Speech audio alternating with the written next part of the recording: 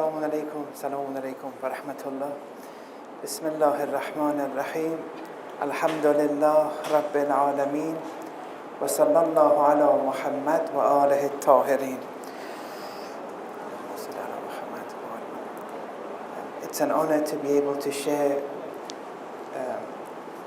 the next 2 or 3 days in your presence, and inshallah we can benefit from one another. They've given me 3 titles for the next 2 or 3 days, and today's title was Instilling Tawheed in a modern setting, a modern upbringing. Now this is a very general theme, and it can take many directions as we progress through it. I'm not sure exactly which areas of this theme interest you more, but I'll speak for about 30-40 minutes, and then maybe with your questions you can direct it in a particular direction. In order for someone to be a true muwahhid, a true monotheist, before they start learning about Tawheed, there are a number of phases they have to go through. And those phases are more concerned with their physical, psychological, social, and other dimensions of their life. So before you teach them about Tawheed and what Tawheed is, and that starts especially from 7 years onwards. Although it starts at 2 or 3 years of age, very slowly. But from 7 years onwards, the teaching of Tawheed becomes very serious. But before you teach them and give them the knowledge of Tawheed, you have to prepare their physical and psychological constitution, i.e., their physical aspect of their bodies and their psychological aspect. It has to be very moderate. It has to be very normal. It shouldn't be excessive in any way. Now, as we progress, I will explain what I mean. But this social, psychological, and physical constitution, Islam has a lot to say. When you go through all the traditions of Ahlul Bayt, you see they give rulings and they give us instructions for this reason. They want the body temperament and constitution of the boy or girl to be as moderate as possible, as stable as possible, psychologically and physically. The more stable, the more moderate the physical and psychological aspect of the child is, the more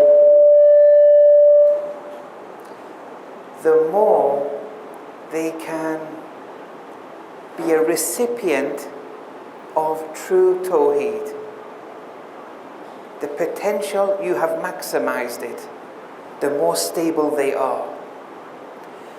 The lesser the stability of their physical and psychological constitution, they would be at a disadvantage. And so we see the parental role here, society's role in general, the school's educational role, all these have their own role. Everyone has their own bit to play. It's not only one person's responsibility, although the parents have the most responsibility in this regard, but even the grandparents, the teachers, the schools, the larger family, friends, and so on and so forth, everyone contributes directly or indirectly to their own share.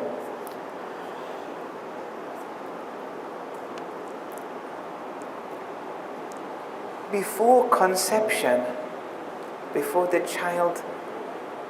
zygote is conceived, Islam goes through many different advices and gives many different instructions on what to eat, how to think, how to earn.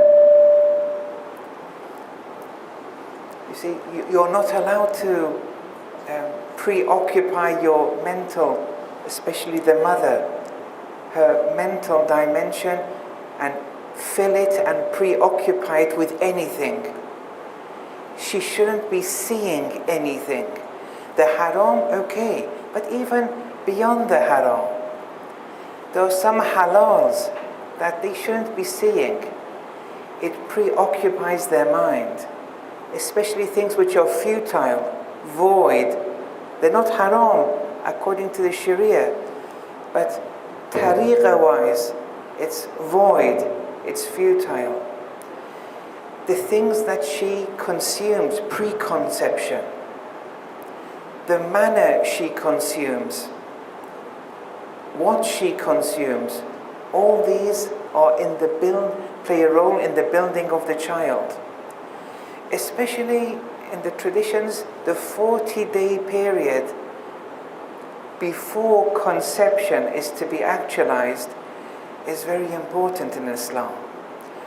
Although the Sharia doesn't enter the particularities of this 40-day period, but the tariqa, the spirit of the law, has a lot to say in these 40 days.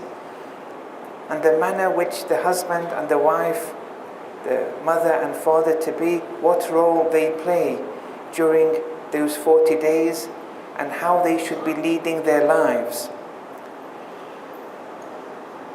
Even when it comes to the act itself, which leads to conception, that act, which part of the month, the timing is also very important.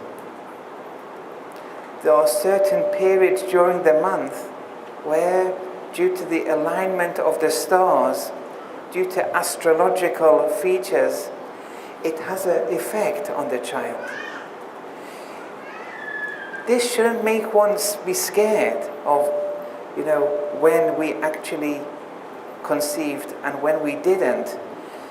All that Islam wants to say is, even the alignment of the stars has a potential effect on the child. It's not definitive. The reason it's not definitive because there are a whole vast array of other parameters which play and have a very direct role in relation to the child's upbringing and can have a direct effect on the child. One of them is the stars, but there are others too. You may fail in one of them and not fail in another. They may compensate one another, they may not. 101 different parameters, they blend with one another. Yes, I'm not sure what the problem is. 101 different causes, parameters, blend with one another. All together, when looked at holistically, it has its effect on the child. So it doesn't mean if, for example, the beginning of the lunar month, the middle of the lunar month, and the end of the lunar month, that act of conception shouldn't arise in these 3 periods. Or during the Qamar dar Aqrab, the moon in Scorpion period, which is around 2 or 3 days every month. But let's say conception resulted during that time. It's not the end of the world. Although Ayatollah Hassan Zadeh Omali, when they brought a child with a particular illness, I don't want to mention the illness because then people may start gossiping and there may be children with that illness in the community, and I don't want people to start judging. But when they brought a particular child with a particular illness, and this has been documented, he did say it was because the act was committed in the beginning of the month. But many people may commit that act and conceive in the beginning of the month, but that doesn't mean the child is going to get that illness, because there are other parameters in play which can overrule that one particular feature. So look, there are so many different things which contribute to the physical and psychological well-being of the child from birth, even before birth, from conception onwards. And Islam's main concern is that this embryo, which becomes a fetus and then a person, is evolving as moderate and as stable physically and psychologically as possible. Will never be 100%, although with the Imams, this is a very important criterion for infallibility. That stability, that moderate constitution, they had that. But for me and you, it's going to be compromised more or less. We can only do our best.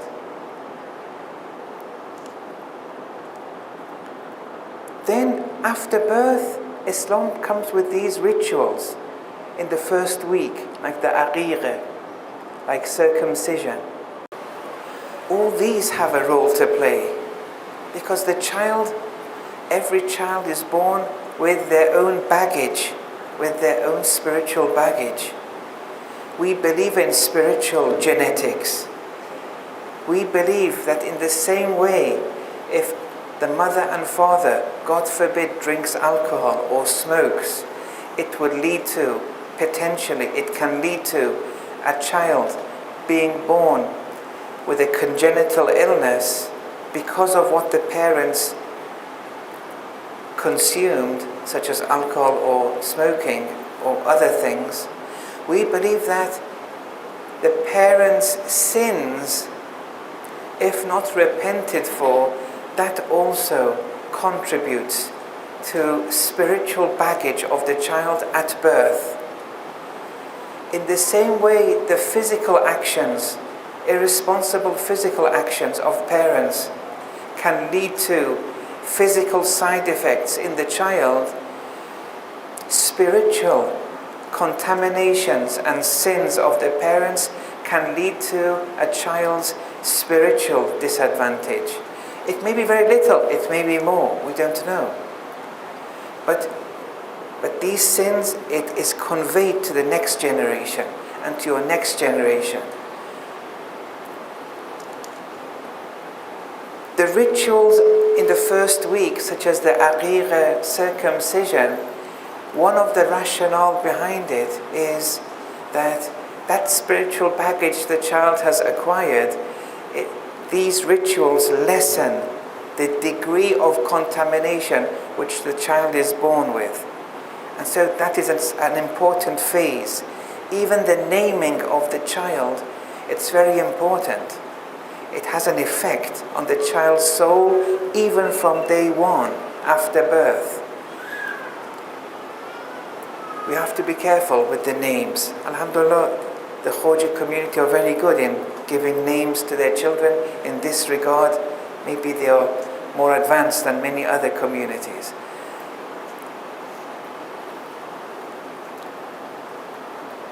Then in the first 2 years, the breastfeeding, look, phase after phase, all these different instructions that Islam is bringing forward, it's all for the well-being of this child, who is to be a monotheist, inshallah. So after 9 months of gestation in the mother's womb, I forgot that those 9 months probably, according to many scholars, is the most important phase for the child's well-being. The 9 months of gestation in the mother's womb. And here, the mother, how her psychological status quo is, has a direct effect on the child. The more she is relaxed, in peace, less stressed, the more stable that child will be.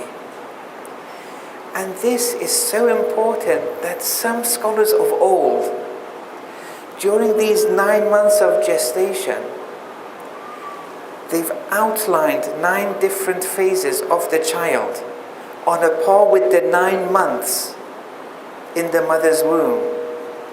And some believe it's not a common perspective.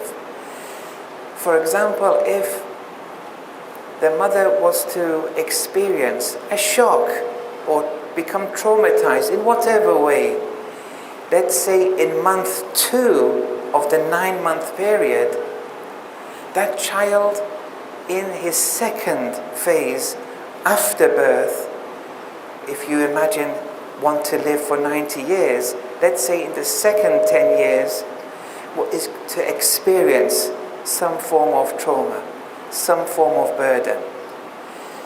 The 9 months of the woman's status quo, psychological status quo, has a bearing on the whole life of that child. And in the occult sciences, they pay a lot of attention to this. So here, the best thing that the mother-to-be can do is for the husband to provide that environment. And she shouldn't be occupied with difficult chores. She should have an aide of any sort, be it family, friends, an au pair, whatever. And her psychological status quo has to be maximum. It should be minimally traumatized. And what she sees on television, on the internet, she has to control. Moment to moment, from embryo to the 9-month fetus, what started as a unicellular embryo becomes a 3 to 4 kilogram child. And the mother's thoughts, her soul, is molding this child. So it's very important what the mother is doing. No one is against women working, but we'll speak more about this on Wednesday, inshallah. But at what cost? Especially when they're pregnant. They have to know about certain criteria to abide by if they're working whilst pregnant. And that we'll speak about, inshallah, on Wednesday.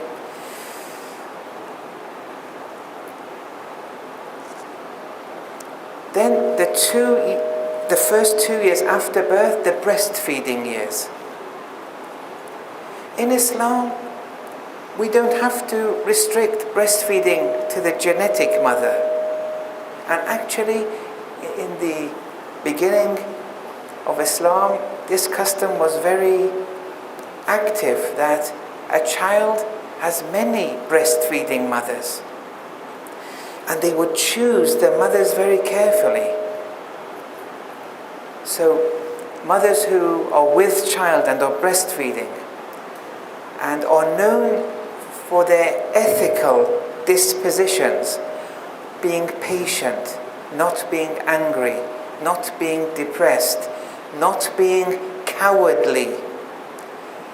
Here, Islam prescribes you to take your child and let them breastfeed it. Because according to traditions from Ahlul Bayt, even the spiritual traits of the breastfeeding mother through the milk is passed on to the child. And because of that, you go and give your child to certain mothers who are in the process of milking. You go to them for this purpose, so that those ethical traits be conveyed. Look, and there's nothing wrong with that. It's a very noble thing to do. It takes nothing from the genetic mother, but you want the best for your child. You want a stable psychological child. And sometimes the genetic mother, for example, may not be able to offer that. or they may offer it to a limited degree. So those 2 years are also very important. Then Islam comes and speaks about the first 7 years.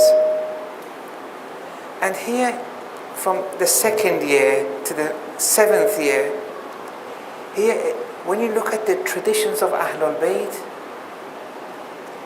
you see so many different traditions and you wonder, what is the philosophy behind these traditions?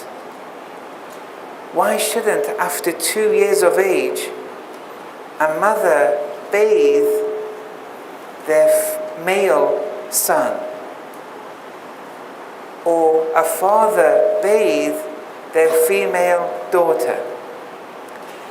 And when it comes to sleeping techniques and their bedrooms and how they have to sleep, why would Islam want to enter so much detail?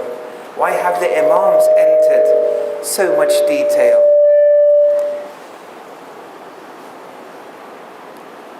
Even when you want to offer presents, what kind of presents to offer to your female children? What kind of presents to offer to your male children? Why the father has to be with the female child for most of the day, or a significant period of the day? And what are the dangers when a male child is on the whole more with the mother? It goes into all these details. What the scholars have extrapolated is that from 2 years onwards, the sexual identity of the child is starting. The process and the nurturing of one's sexual identity is starting. And Islam wants to nurture the sexual identity of the child in the best way. Sometimes a male son may be nurtured incorrectly, and they may acquire feminine attributes to a dangerous threshold. And it's all because of the lifestyle in the first 7 years sometimes. It's very possible. Even there are sins that the mother and father can do which can lead to such a predisposition of a male son acquiring female attributes. We have that in the traditions. This nurturing side, it's very important. So here, that's in the first 7 years. In the first 7 years, Islam doesn't discipline the child. This is something they teach you in the West, to discipline the child as early as possible. Even from 2, 3 years of age. They started this many decades ago in America. And America is not a very good model in this area. And it failed in this area. You only have to see society and youth in America. This disciplining is not, we don't have it in Islam in the first 7 years. And disciplining, I mean in the general sense. Even telling them what time to eat, what time to sleep. These are forms of disciplining. We don't have it. They're free. Yes, this is very difficult for the mother, but Islam never planned for one woman to bring up a child. We don't have this in Islam, that the genetic mother alone has to bring up a child. They have a husband, they have family, the husband has to provide with services. Otherwise, if one woman was to bring up a child, that's almost impossible. It can lead to the woman becoming psychotic sometimes. And therefore, they have to get help. But disciplining in food, in sleep, and in other things. Because the child doesn't understand discipline. Their aql, their intellect, their power of rationalizing is at a low. It's very minimal, especially at 2, 3, 4. From 5 onwards, things are beginning to start. But still, body language is the language they understand. How the father speaks to them, how the mother speaks to them, how the mother and the father react with one another. They get a lot, they absorb a lot from the body language. But if you told them, go to sleep, eat this, or don't do that, or do this, they don't understand that. It will have a negative effect on them. And that's why for the first 7 years, Islam is very open. Don't discipline them. That doesn't mean don't educate them, but the education should be discipline-free. For example, in a playing environment, not in a hardcore school environment. In the second 7 years, you see, stage after stage, all these different instructions of Islam, for when? What is all this for?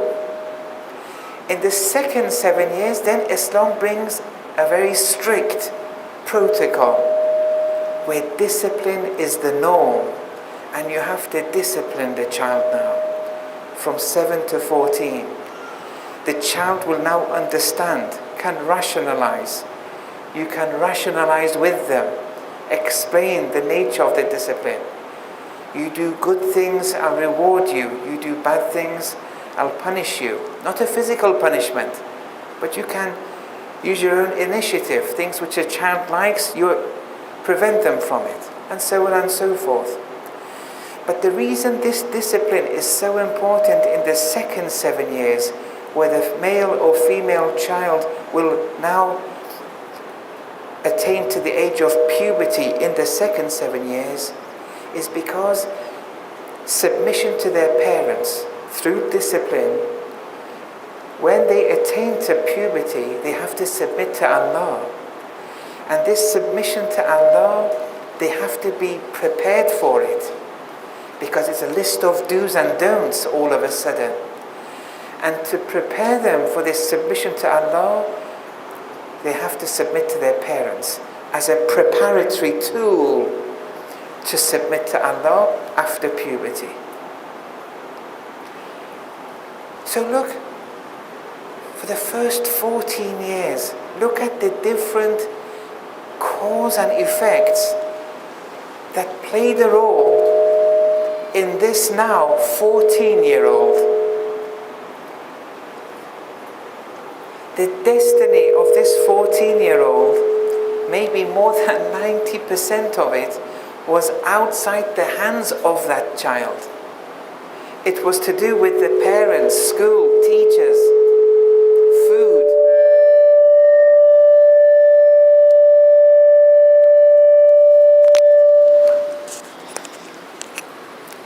It was to do with the other people outside the jurisdiction of the child, him or herself. It was to do with other people. So that look how other people have molded, either positively or negatively, the destiny of this 14-year-old.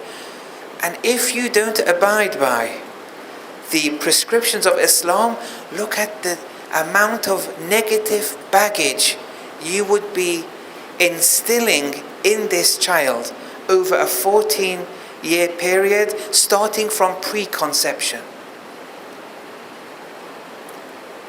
And now you want to teach them Tawheed. Look. Now you want to teach such a person Tawheed. How much of a recipient are they in accepting Tawheed? And what kind of Tawheed have you explained to them? How have you taught them Tawheed? Who taught them Tawheed?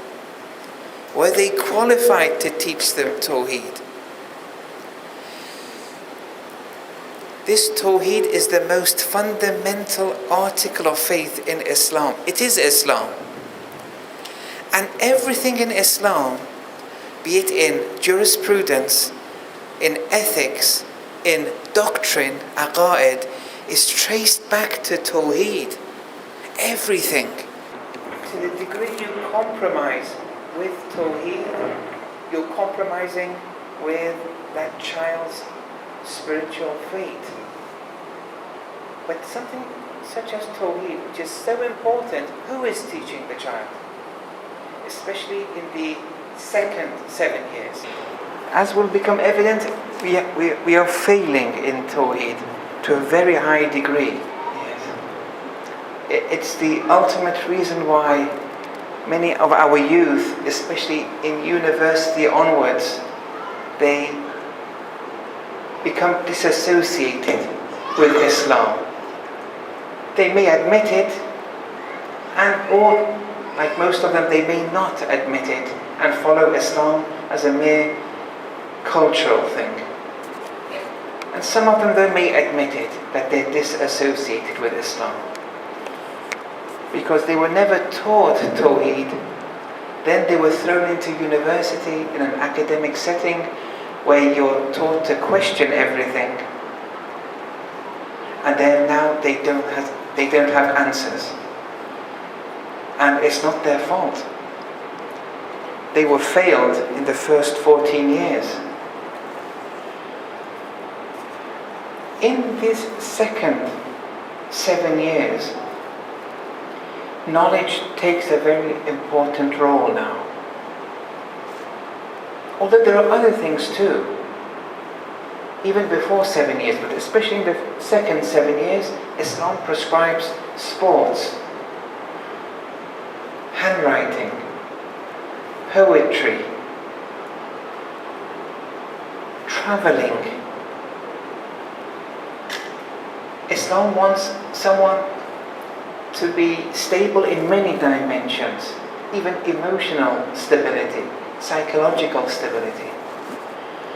And these activities help with that. Knowledge is one aspect.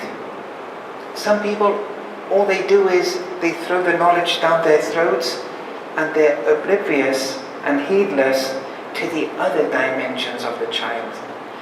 Those children are going to become not very moderate and stable people.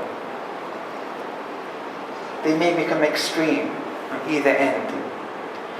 Sometimes you see the mother and father are very religious and the child may not be.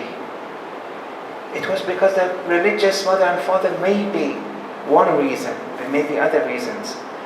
They only focused on the religious dimension, the knowledge dimension. And they were heedless to the other needs of the child. The stability of the child can be damaged, impaired, and then they won't be a good recipient of that knowledge. Sometimes you see two parents where in every field they're very stable. The psychological, the emotional needs of the child are given very stable, with stability. They travel, they do more normal things.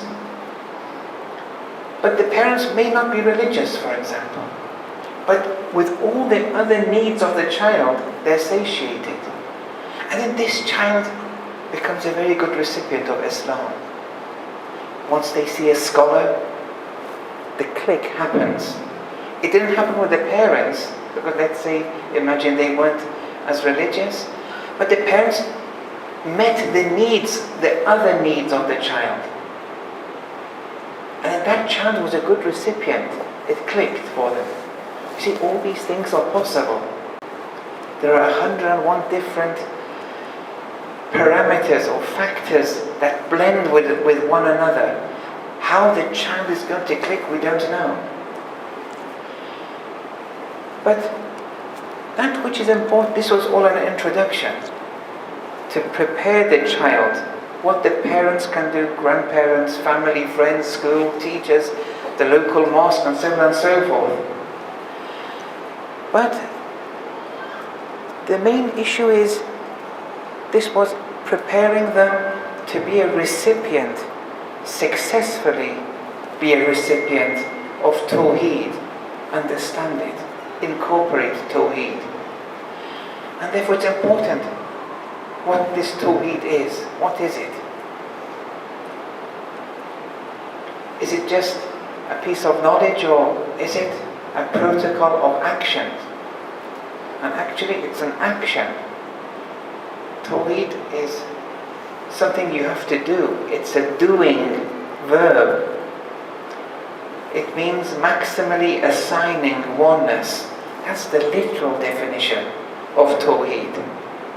Now what does it mean to maximally assign oneness? We'll come to that later.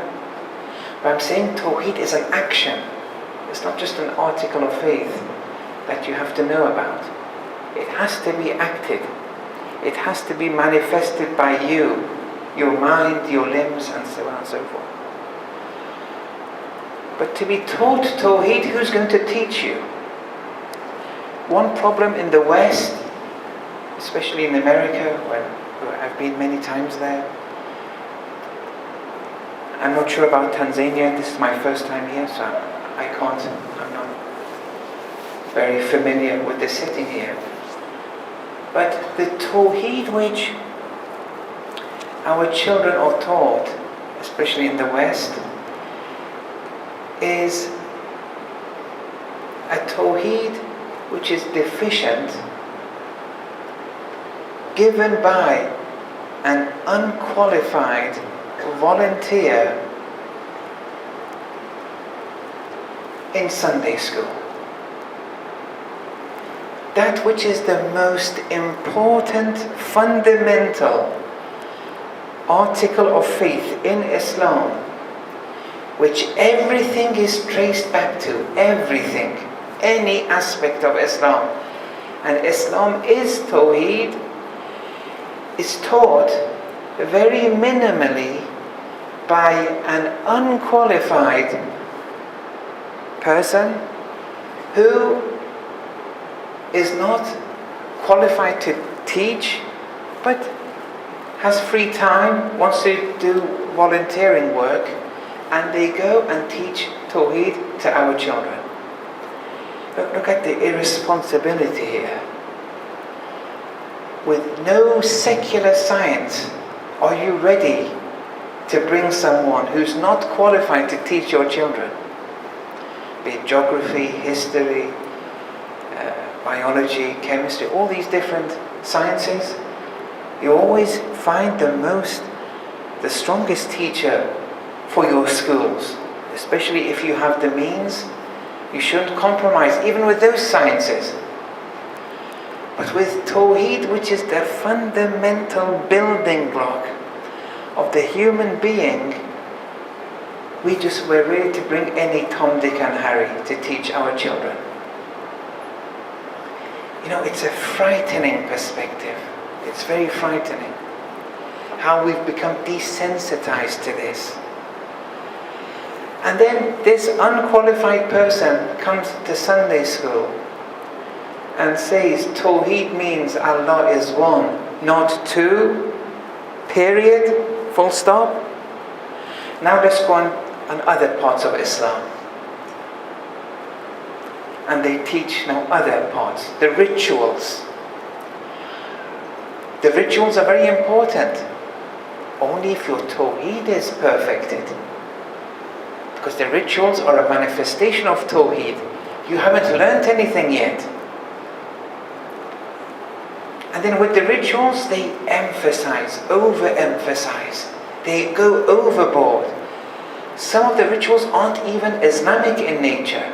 They're not haram, but they're not Islam. It's a cultural thing. Just because it's a cultural thing, I don't mean to say it's bad. No. Every culture has its own things. Yes, but they focus on the rituals of Islam and sometimes the rituals of their culture to a very great extent, where the child, they know these rituals very well, but they have no Tawheed.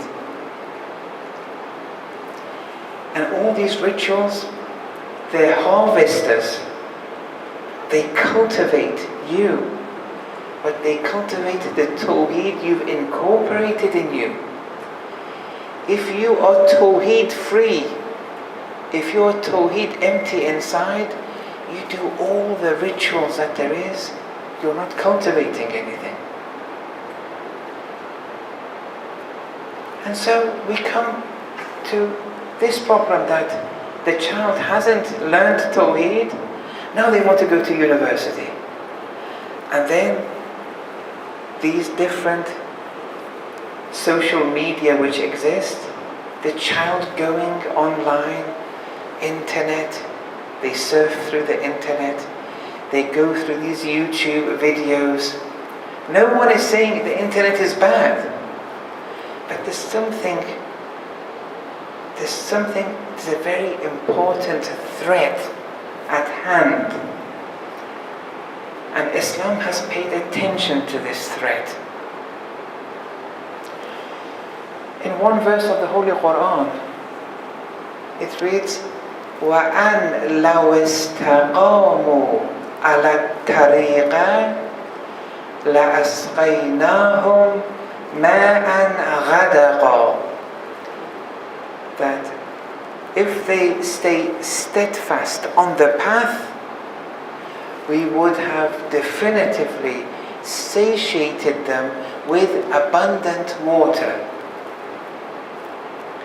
Imam Sadiq alayhi salam says this water, in addition to the rain, it's referring to ilman kathira, voluminous knowledge.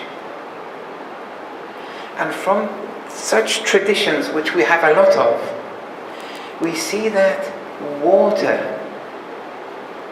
in the batini, inner sense, is knowledge. And with these codes which the Imams have given us, we can understand the Sharia in a better light. And this Sharia, I'll give you an example right now. This example I'm about to give you, when I tell you it, you say, oh, this is boring, we know what this is.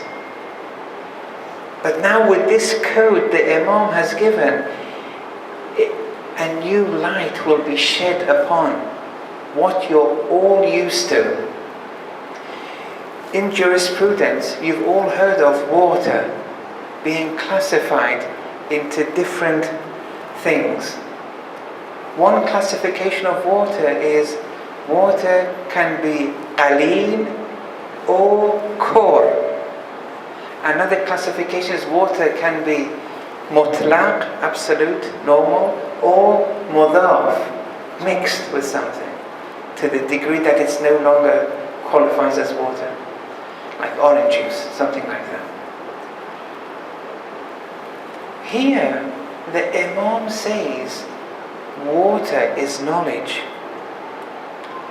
So here, when water is categorized into two, the human soul, the carrier of knowledge, the human soul is categorized into two. So in fiqh, jurisprudence, there's one narrative, we stick to the letter of the law. At the same time, there's a spiritual batini inner narrative. These two narratives go hand in hand. You shouldn't be heedless to either one. Both are important. If you stick to one of them at the expense of the other, you will fail, either way round. Water is divided into qaleel, little, and khor, voluminous. The esoteric, batini narrative, from that tradition from Imam Sadiq alayhi salam, the human soul, which is the carrier of knowledge, it can be little, or the human soul can be voluminous.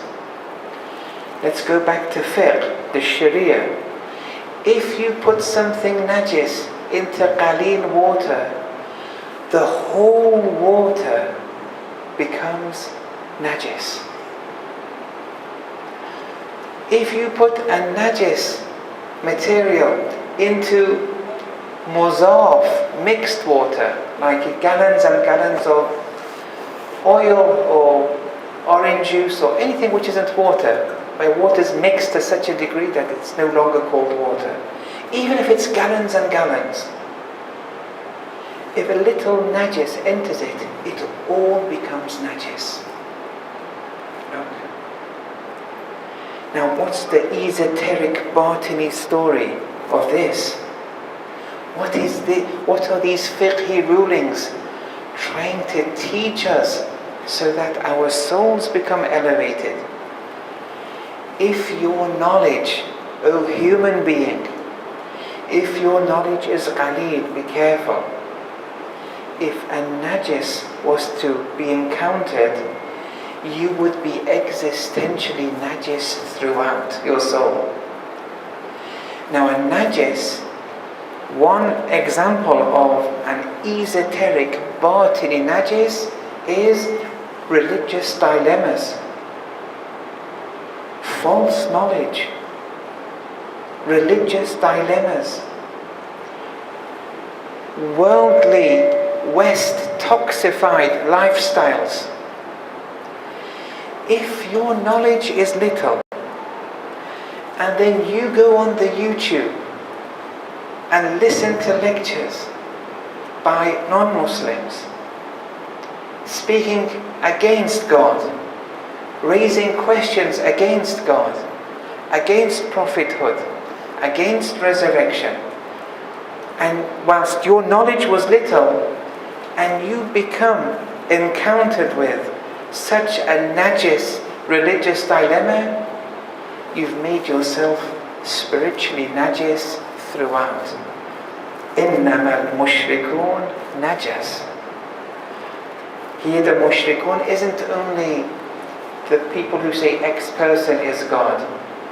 Shirk in the Quran is of two types, and wherever shirk is mentioned, you also have to consider the concealed other form of shirk, which you can easily have when your knowledge is qaleel, is little. You'd be contaminating yourself. Even if your knowledge is a lot, but it's muzaf, it's knowledge mixed with falsity, even then, with the smallest of religious dilemmas, you're going to make yourself najis. This is very, very problematic because we're not attentive to this reality. And our youth, since they don't have access to true scholarship on the whole in the West, they are suffering this problem. All of them. It's just that, not all of them, most of them, but it's just that some of them, they go and find the solution. Some of them, they turn back against their beliefs. And some of them, they turn back, but they don't disclose they've turned back. And they're just a Muslim by name, and it's more a cultural thing now that they're living.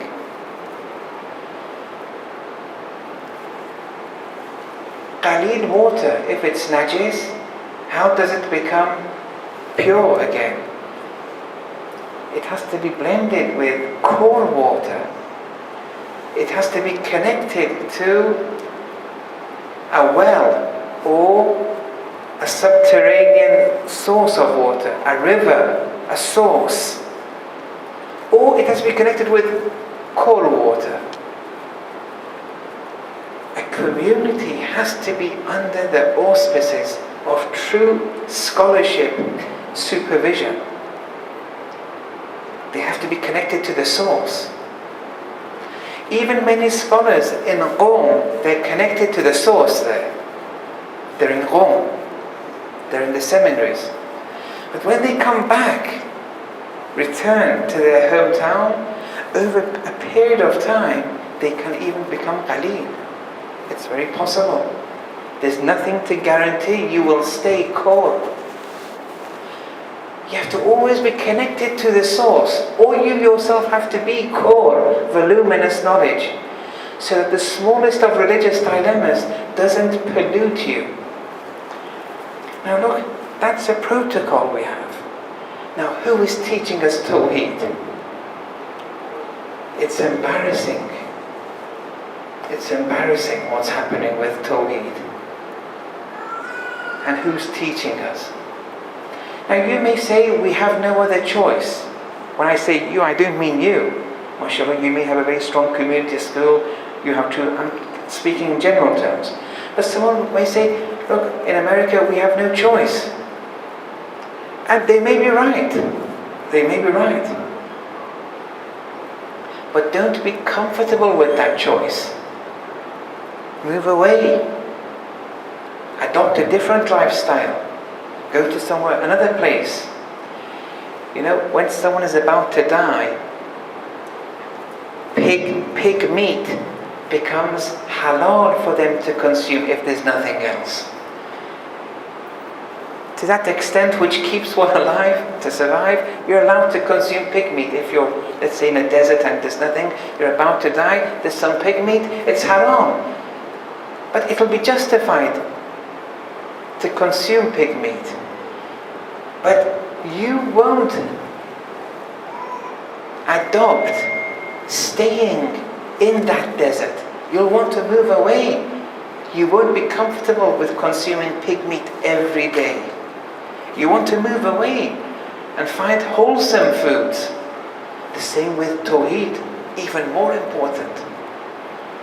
Okay, you maybe have no other choice than to be taught Tawheed by an unqualified teacher in a Sunday school. Although I personally believe most people, they're not forced into that. They can move away. But let's say you are forced into such a status quo, don't be comfortable with it. That's important. And then we come to, okay, how are we going to teach Tawheed now? How are we going to do it? Now, it's now past 5 o'clock and I don't want to enter this topic right now. Maybe I've spoken about this, it's online, I can give the sisters an address, the videos you can watch. Or we can speak about it in another day. But let's now I'll just put the attention on you now if you have any questions, and then we'll continue another session inshallah. Wa sallallahu ala Muhammad wa ala tahirin. Yes, yes.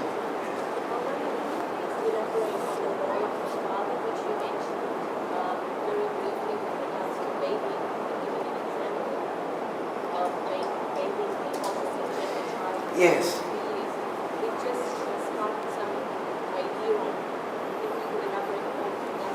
Yes. In relation to the nurture, you see, we have a lot of ahadith from Ahlul Bayt.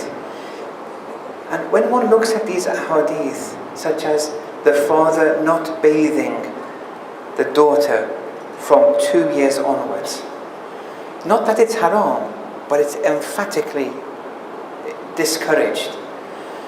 Or the mother not bathing the male son, the child, or the kind of presents you give. When you look at it, it seems very random.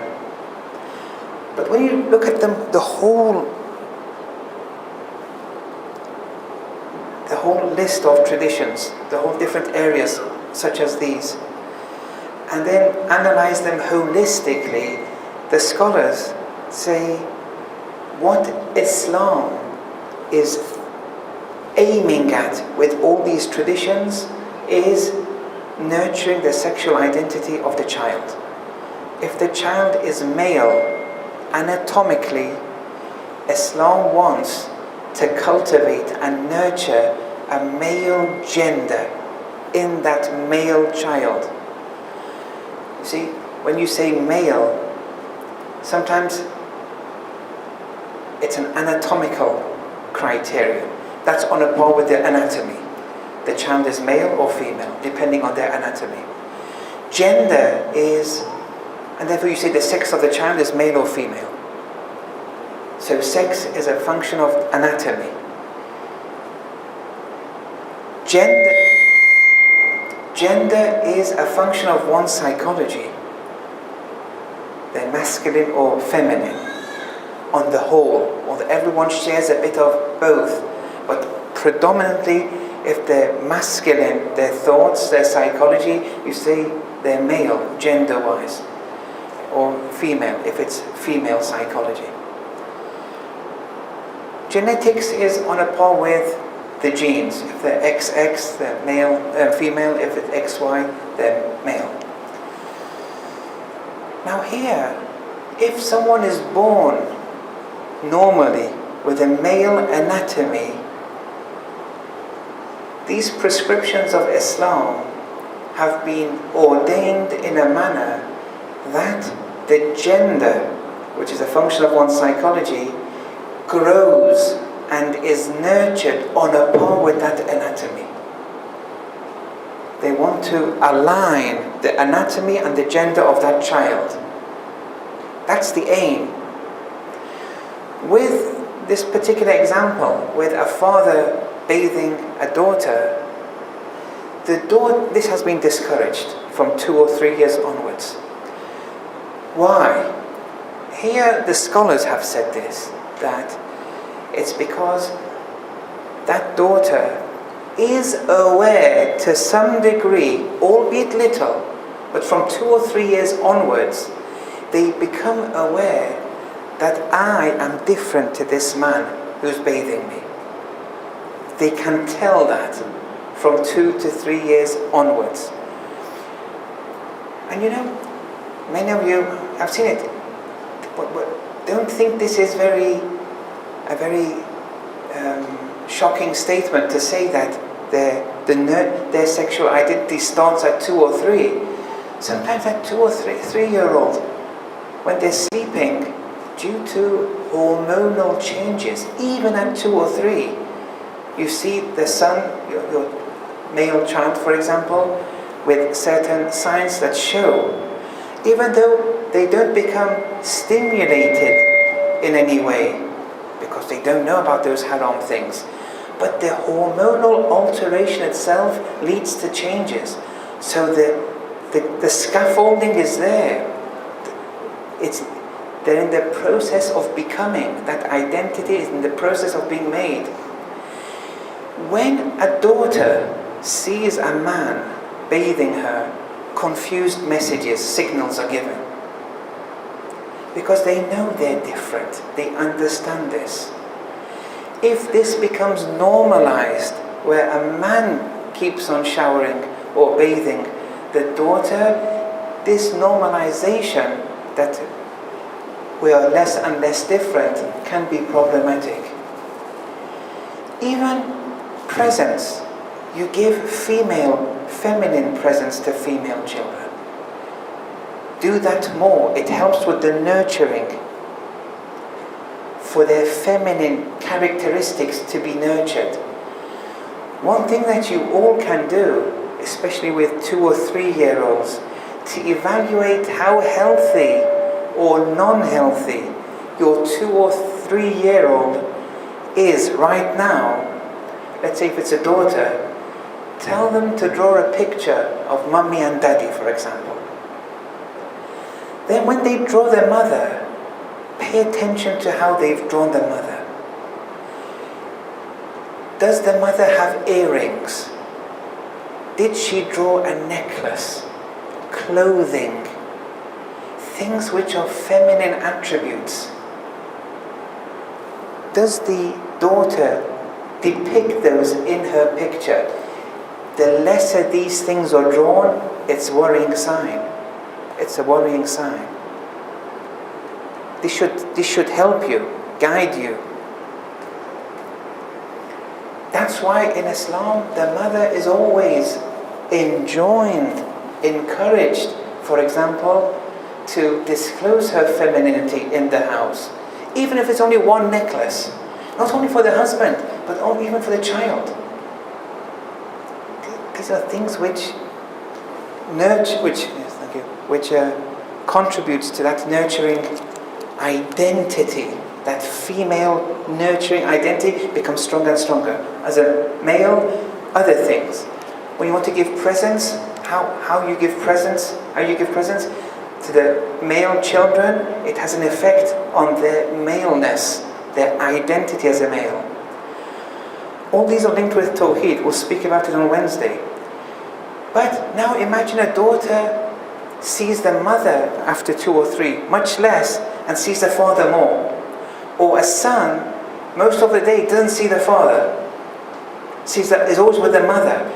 It's going to be difficult. I'm not saying it's the end of the world, but it's going to cause problems. Little or more, it depends on every scenario is different. So a father who works morning to night for financial gain and for monetary reasons, that father has to say to myself, until when do I want to keep earning, getting a bigger and bigger house, bigger and bigger car? Something may be compromised. My child's well-being may be compromised. At what cost do you want to keep on adding to your worldly life? If a son is with the mother, and this is not something even the West, psychologists, that children who are brought up without a father figure, they've even linked it to homosexuality and many other very difficult psychological states, because they never had a father figure. The same if you don't have a mother figure. You need that nurturing of one's identity. The mother and father have a very primary role. Okay, let's quickly go through 1 or 2 questions.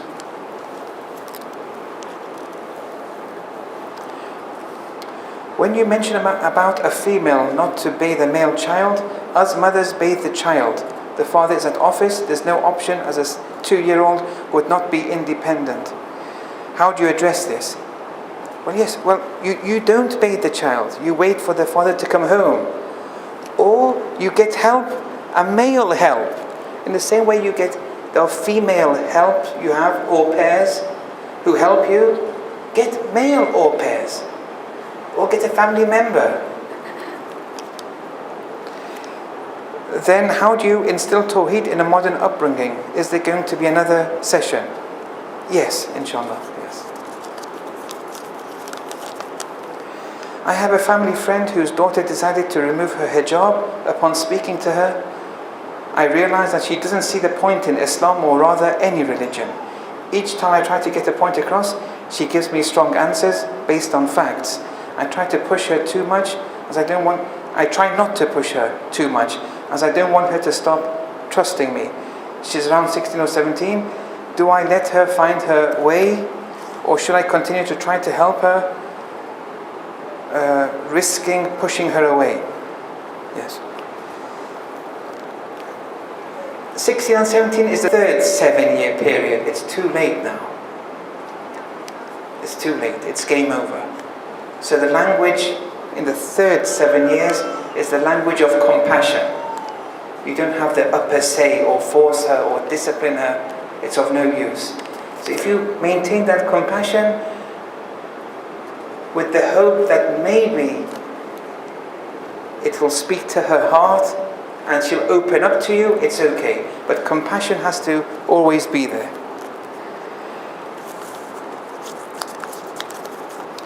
In certain ahadith, we've told spiritual maturity is achieved at the age of 40.